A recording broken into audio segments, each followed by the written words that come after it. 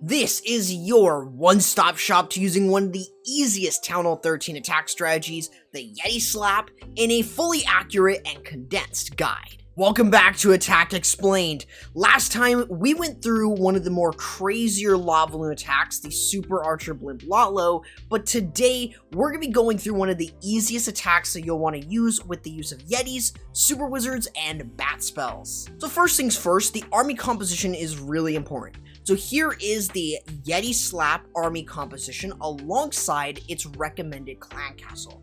You can have a variety of different CC troops, but I typically recommend the use of a P.E.K.K.A.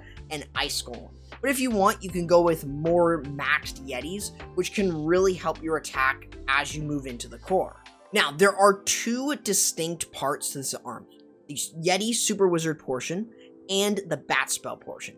Within the Yeti Super Wizard portion, you're going to be using your Yetis and your Super Wizards, your heroes, and the log launcher to go in for as many splash buildings as possible.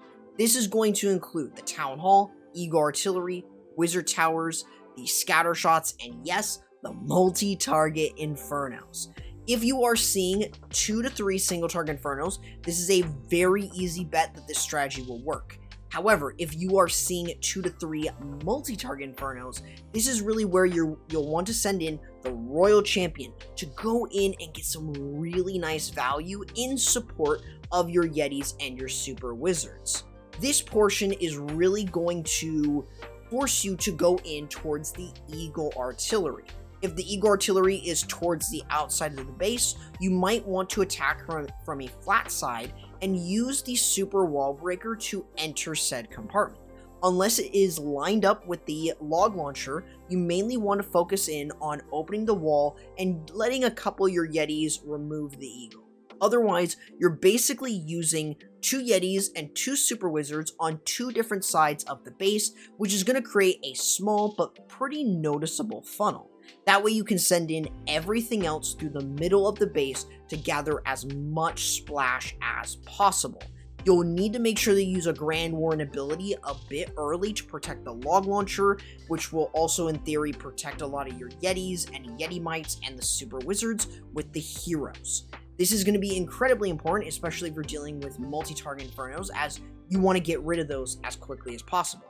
If the multi-Infernos are more compact together, that is a really good chance of where you want to enter. So if there's a lot of concentrated splash, that is exactly where you should enter into the base.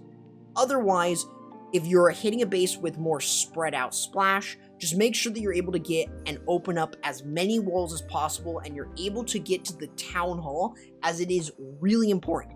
Bats cannot take down the Town Hall on its own, though you might be able to with a ton of free spells that you have here. Now, the bat spells are pretty self-explanatory. For those of you who are unaware, you're basically using the bat spells as in a bat wave. Your goal is to take those bats and go in for something such as a point defense first. This is going to let your bats accumulate over time, so when you get to the splash buildings, they can just one-shot it. Now, if you're going into splash buildings first, such as a Inferno, Scattershot, or Wizard Tower, then you'll want to make sure that you are pretty much freezing them instantly. But you will have to use a second freeze spell, so you'll want to make sure that you're timing it. In short, this strategy works really well on a wide variety of bases. This includes the anti-threes and the ring-style bases, which are perfect for it. But of course, this works really, really well whether there are single-target Infernos or multi-target Infernos, whether the base is more spread out or compact. This is really a good strategy on the right base. I'm not saying it's the best, but definitely it's extremely good, especially for those of you who are more casual and looking for a simple strategy. Now, taking the how-to and the base reading, let's combine all of that in a live attack done by yours truly. Alrighty, we're gonna go ahead and first start off with the use of 2 Yetis with 2 Super Wizards and a Super Wall Breaker. That's on one side. On the other side, we're going to do the same thing. That should give us just enough to start working into the core.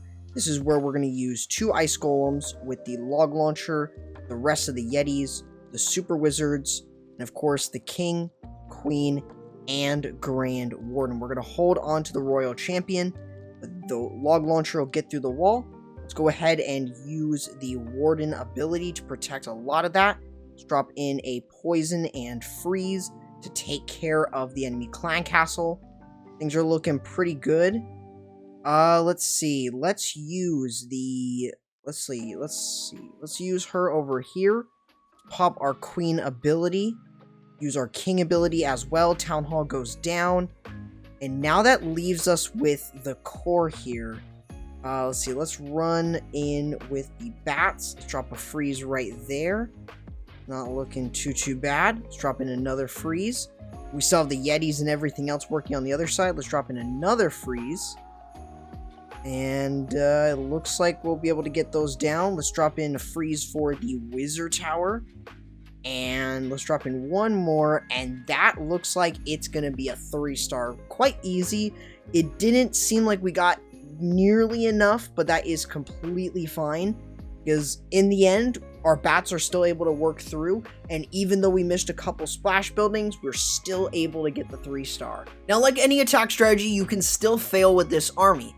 Unlike the witches, this strategy is going to be a bit more dependent on how much value you can actually remove with the Yetis and the heroes. So if you're not getting very much and you're not getting to the town hall, more often than not, that might not be the best strategy for the base. I also would highly recommend using the Royal Champion to either support your bat spell. So don't use her first. Otherwise, if there's a Barbarian King, it's just going to shut her down. But you can also use her to support your main push, which is great against multi-target Infernos. Now, I know this is not the first time you guys have heard of this strategy. I've covered this quite frequently in a lot of top 3 Town Hall 13 videos. But let me know what you thought about the formatting of this video, and would you like to see more of this of the Attack Explained series?